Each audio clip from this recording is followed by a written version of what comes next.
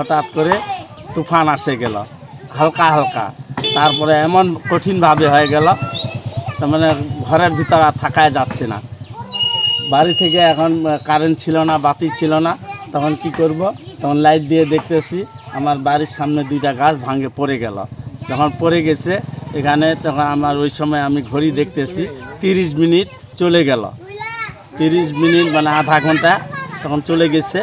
তারপরে বাইর হয়ে দেখলাম একটু শান্ত হইল, আবার পরে একটু বিক্ষিপ্তভাবে মানে বৃষ্টি পড়া শুরু হইল।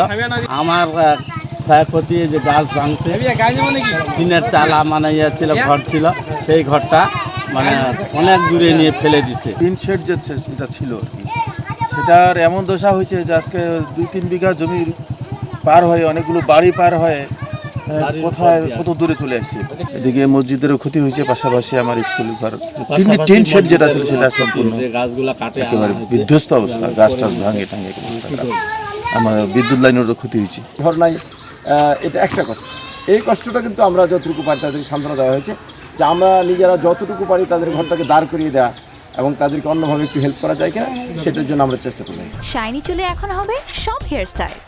সিল্কোর দ্বিগুণ শাইনি চুল প্রতিদিন। তো আমরা সবাই মিলে চেষ্টা করি, আপনারা যারা সবাই মিলে, তাহলে অন্তত পারস্পরিক সহানুভূতি এবং আমাদের যে সৌহার্দ্যপূর্ণ এটা বাড়বে, আর আমাদের আন্তরিকতা বাড়বে, আমাদের হিংসা বিদ্বেষ কমবে, ঝগড়াঝাটিগুলো কমবে এবং আমরা নিয়ন্ত্রণ করবো। তো সেই সুবাদে আমরা একটি সুন্দর সমাজও করতে পারবো।